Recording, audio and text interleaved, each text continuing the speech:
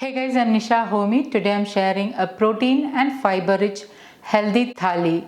This healthy and nutrient rich thali does not contain wheat or rice and ideal to include in diabetic diet or as a healthy weight loss meal. So let's get started with the recipe. I have already finely chopped 1 cup of methi leaves. Methi leaves are also known as Fenugreek leaves. Half of an onion chopped. Half teaspoon jeera, also known as cumin seeds. 2 to 3 sprigs of curry leaves finely chopped. 1 green chilli finely chopped. Green chilli you can increase or decrease as per your taste. Half teaspoon freshly ground black pepper powder. I'm adding all the ingredients into a bowl. Into this I'm adding in half teaspoon pink Himalayan salt or as needed. 1/3 teaspoon turmeric powder. Today I'm using Vigon turmeric which has high curcumin content. And with my hand I'm mixing all this really well. Lightly squeeze the fenugreek leaves so that the moisture in the leaves are released out, and you can see the moisture has started to release out. Adding salt and massaging the leaves with your hand will help to release out the moisture. Into this I'm adding in 1 cup of sprouted ragi flour. I'm adding in 1/4 teaspoon hing, also known as asafoetida.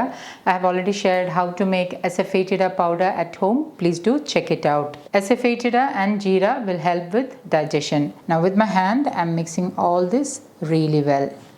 You may need to add little water to make it into a soft dough. I have measured 1/3 cup of water and I'm adding in little by little. Ragi, also known as finger millet, is a whole grain and it is completely gluten-free. It is rich in fiber and the high fiber helps to keep you feel fuller for a longer time and thus helps in weight loss and weight management. Ragi is packed with calcium, good carbs, amino acids and vitamin D. It has a good amount of iron, thus ideal for those with iron deficiency anemia. Once ragi is sprouted, the vitamin C level tends to increase and leads to easy absorption of iron into the bloodstream. Ragi is ideal to include in diabetic diet. It is one of the very few natural sources of vitamin D. Hence, the addition of a good source of healthy fat like wood pressed oils or desi ghee is a must when you're using ragi. Once it is nicely mixed, the batter should be of spreadable consistency. It should neither be too thick nor too thin. You should be able to spread the batter like this. So this is the correct consistency. And now I'm going to allow this to rest and get the other ingredients ready. To make Moong Dal Sabzi, into a heavy bottomed wide pan, I'm adding in 1 tablespoon wood pressed groundnut oil. Instead of wood pressed groundnut oil, you can use any locally sourced wood pressed oils of your choice. Remember that healthy cooking is all about using the right quality of oil. So try to use wood pressed oils in your diet for your better health. Once the oil is heated, I'm adding in half teaspoon jeera, also known as cumin seeds.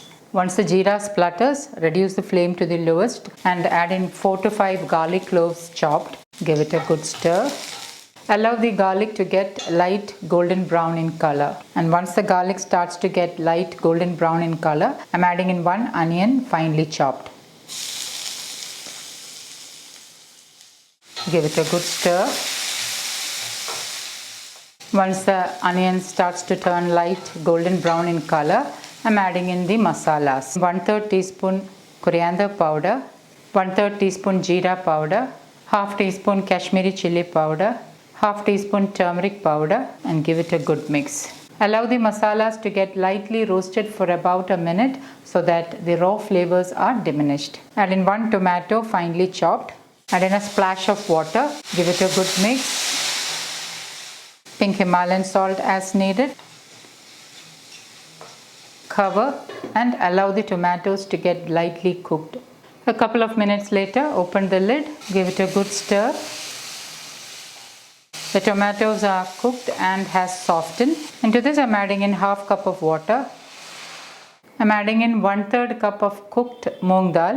I soaked the moong dal and pressure cooked it with little water and salt. Give it a good stir. 1/4 teaspoon garam masala and bring this to a boil. Once it starts to boil, I'm adding in a sprig of fresh curry leaves. I'm just stirring the leaves and adding in so that the flavors are released.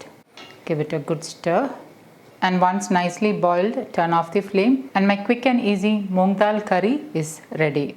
To make a cauliflower dry sabji, into a cast iron kadai, I am adding in about 2 teaspoons of wood pressed groundnut oil. Instead of wood pressed groundnut oil, you can use any locally sourced wood pressed oils of your choice. You can also use wood pressed coconut oil instead of wood pressed groundnut oil. Once the oil is heated, I am adding in 1 teaspoon mustard seeds. Once the mustard seeds starts to splatter, I am adding in 1 medium sized onion chopped, 1/4 inch of ginger chopped and 1 green chilli chopped. Green chilli you can increase or decrease as per your taste. Add in a sprig of fresh curry leaves. I like to use curry leaves in my recipes as they are a good source of iron and folate. Give it a good stir. 1/2 teaspoon turmeric powder. Give it a good stir. Add in the cauliflower florets. Give it a good stir. Pink Himalayan salt as needed in 1/4 cup water. Cover and let it cook. 2 to 3 minutes later, open the lid, give it a good stir. This is a very light sabji with very less masala. Once mixed, covered for about a minute, open the lid. The cauliflower sabji is perfectly done. Turn off the flame and it is ready to serve. Also note that cooking in cast iron helps in better iron absorption. So for those who have iron deficiency anemia, try to cook at least one of your meal in a cast iron cookware. To make the Ragi Methi roti, I am heating my cast iron tawa and I am greasing it with gingerly oil. I am using wood pressed gingerly oil, also known as sesame oil. Once the tawa is heated, reduce the flame to the lowest and take a small ball sized portion from the dough.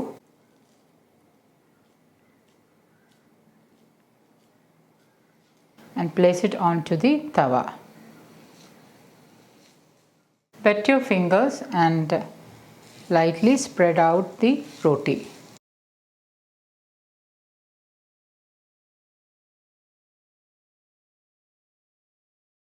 You can also use a spoon to spread it out.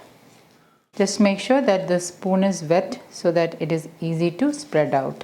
And drizzle in 1 teaspoon wood pressed sesame oil, or you can even use A2 desi ghee. Ragi is a good source of vitamin D. So you need a good source of healthy fat for the assimilation of vitamin D, which is a fat soluble vitamin. Cover and let it cook on that side. Open the lid, carefully flip it over.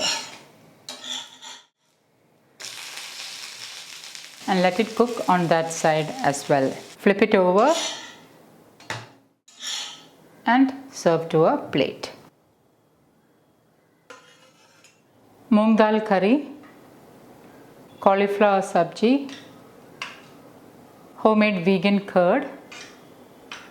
Instead of vegan curd, you can use dairy milk curd if you don't have any issues with dairy.